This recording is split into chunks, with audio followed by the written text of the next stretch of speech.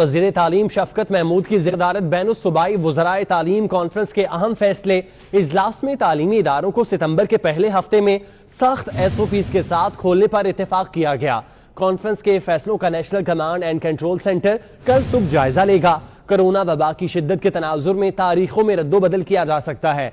Bilal break से तफसीलात जानते हैं। बिलाल, बताइएगा क्या फैसले मजीद किए गए हैं? आज बिल्कुल बैनुल-सूबाई वज़राए तालीम कॉन्फ्रेंस का इजलास इस वक्त इस्लामाबाद में जारी है।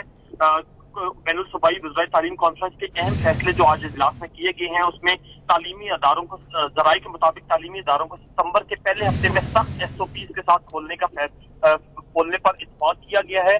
कॉन्फ्रेंस के फैसले का national command and control centre कल सुबह जो है जायजा लेगा। कोरोना वबा की शिद्दत के तनाजुर में तारीखों में रद्दोबदल किया जा सकता है। 1 सितंबर से पहले मजीद 2 बैनुल-सूबाई वज़राए तालीम इजलास होंगे।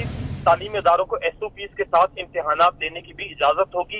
इस वक्त इस्लामाबाद में जो इजलास जारी है और मजीद इसमें फैसले भी किए जा सकते हैं। अभी तक की इतलात के मुताबिक जो है सितंबर में के पहले हफ्ते में जो है सख्त SOPs के साथ जो है स्कूल, कॉलेजेस और यूनिवर्सिटीज को खोलने पर इत्तेफाक किया गया है। जी ठीक है बिलाल, बहुत शुक्रिया।